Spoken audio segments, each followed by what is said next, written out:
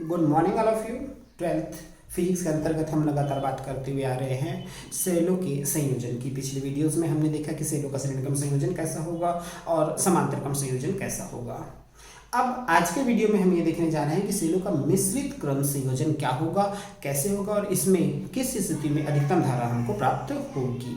तो चलिए बात करते हैं सेलों के मिश्रित क्रम संयोजन की। तो सबसे पहले मैं परिभाषा बता दूं, नाम से ही स्पष्ट है कि सेलों का मिश्रित क्रम संयोजन मतलब दो या दो से अधिक सेलों का एक ऐसा संयोजन जिसमें सेल जो है वो श्रेणी क्रम में और समांतर क्रम में, जैसा कि इस डायग्राम में दिखाया जा रहा है, श्रेणी क्रम में और समांतर क्रम में दोनों में संयोजित होते हैं, सेलों का मिश्रित क्रम संयोजन कहा जाता है। जैसे हम देख रहे हैं कि बिंदु ए और बी के बीच में n सेल जो है वो एक श्रेणी में है, पहला दूसरा, इस प्रकार से n सेल जो है वो श्रेणी क्रम में संयोजित किए गए हैं। इस प्रकार हमारे पास हमने क्रम बनाया है, पहला क्रम, दूसरा क्रम, और इस प्रकार से आगे बढ़ते हुए m क्रम तैयार किया गया है। तो m और इंटू n सेल जो है वो मिश्रित क्रम में संयोजित किए गए हैं, जबकि बाह्य परिपथ में प्रतिरोध कैपिटल R और कुंजी K श्रेणी क्रम में संयोजित किया गया है। अब बात करते हैं, इसमें मान लेते हैं कि प्रत्येक सेल का जो विद्युत वाहक बल है वो कैपिटल E और आंतरिक प्रतिरोध स्मॉल r है।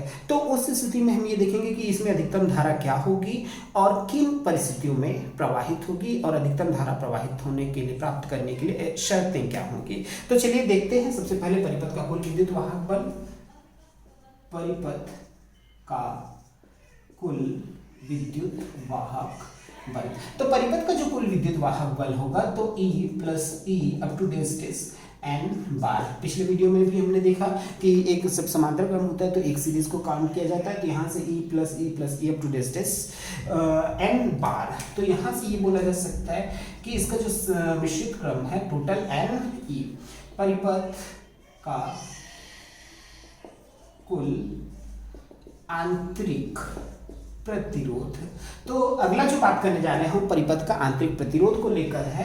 तो परिपथ का जो कुल आंतरिक प्रतिरोध है, यहाँ से अगर हम देखते हैं तो R plus R up to डेस, अगर पूरे एक सीरीज की बात की जाए तो NR, उसी प्रकार अगले सीरीज में भी NR, इस प्रकार MV सीरीज में भी NR, जो कि एक दूसरे के साथ समांतर क्रम में है, इसलिए जो आंतरिक प्रतिरोध मान लेते हैं टोटल R डेस है।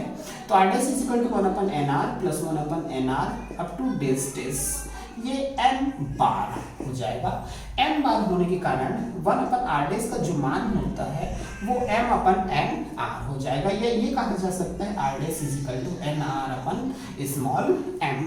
तो ये आ गया सेलों का कुल आंतरिक प्रतिरोध, जबकि बात यही करते हैं कि हमको टोटल प्रतिरोध चाहिए रहेगा परिपथ का। तो परिपथ का कुल प्रतिरोध, परिपथ का कुल प्रतिरोध, तो परिपथ का कुल प्रतिरोध मतलब सेलों का जो टोटल प्रतिरोध, इंटरनल रेजिस्टेंस है वो प्लस एक्सटर्नल रेजिस्टेंस है वो, तो कुल आंतरिक प्रतिरोध प्लस बाह्य प्रतिरोध। तो बाह्य प्रतिरोध में कैपिटल R है और आंतरिक प्रतिरोध हमने निकाला है R डेस, तो R dash plus capital R, या ये लिखा जा सकता है NR/M प्लस कैपिटल R। इसको और सॉल्व करें तो NR plus MR/ small m। तो परिपथ का कुल विद्युत वाहक बल निकल गया और परिपथ का कुल प्रतिरोध निकल गया। तो बात करते हैं परिपथ की कुल धारा। तो परिपथ की कुल धारा बराबर कुल विद्युत वाहक बल बटे कुल प्रतिरोध। तो परिपथ का कुल विद्युत वाहक बल जो है वो हमारे पास है NE और कुल प्रतिरोध है n small r plus mr/ small m।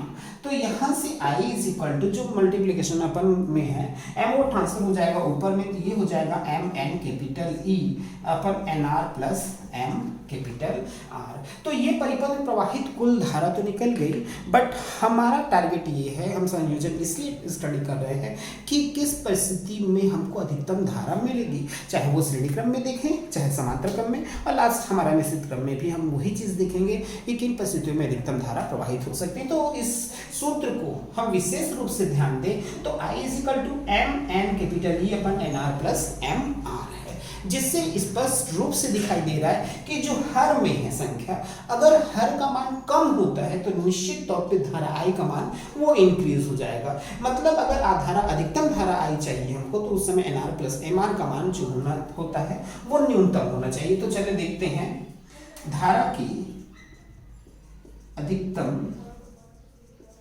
मान के लिए। धारा के अधिकतम मान के लिए हम ये देखेंगे कि NR प्लस MR का जो मान है वो न्यूनतम चाहिए। तो इसको हम कुछ अलग रूप में कन्वर्ट करने जा रहे हैं, उसको विशेष रूप से ध्यान दें कि जैसे इसको हम लिख सकते हैं NR का square plus root over MR का square minus 2 times of root over NR root over MR plus 2 times of root over NR into root over MR। ये ऐसा लिखा जा सकता है, इसका स्क्वायर NR MR और ये दोनों एक दूसरे से कैंसिल हो जाएंगे। बट ऐसा करने के पीछे उद्देश्य क्या है, तो root over NR minus root over MR का whole square plus twice time of root over NR root over MR। अब इस सूत्र में अगर हम ध्यान दें तो MR और NR का जो मान है, NR प्लस MR का जो मान है, ये दो चीजों पर डिपेंड करता है। इसका मान तो शून्य नहीं हो सकता, क्योंकि अगर इसका मान शून्य मान लेते हैं तो अगर ये शून्य हो जाता है तो सिर्फ इतना ही बच रहा है जो इसका सबसे न्यूनतम मान होगा। और हमको वही शर्त देखनी है कि अधिकतम धारा प्राप्त करनी है, तो इसका NR प्लस MR का मान जो है वो न्यूनतम होना चाहिए। तो NR प्लस MR के न्यूनतम मान के लिए न्यूनतम मान के लिए हम ये चाहिए कि root over NR minus root over MR का मान जो है वो शून्य होना चाहिए। तो अगर ये शून्य हो जाता है तो वो अपने सबसे न्यूनतम मान पर होगा, और अगर सबसे न्यूनतम मान पर होगा तो उसमें अधिकतम धारा प्रवाहित होगी।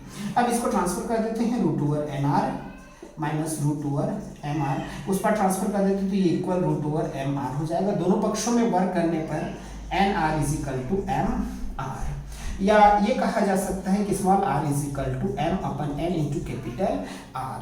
कहने का मतलब ये चीज है, इसको आप जस्ट अपोजिट भी लिख सकते हैं कि capital R is equal to N upon M into small r। मतलब यदि हमको सेलों के मिश्रित क्रम संयोजन से अधिकतम धारा चाहिए रहेगी तो उस समय बाह्य प्रतिरोध का जो मान होगा वो हम प्रयास करेंगे कि आंतरिक प्रतिरोध का N अपन M गुना होना चाहिए।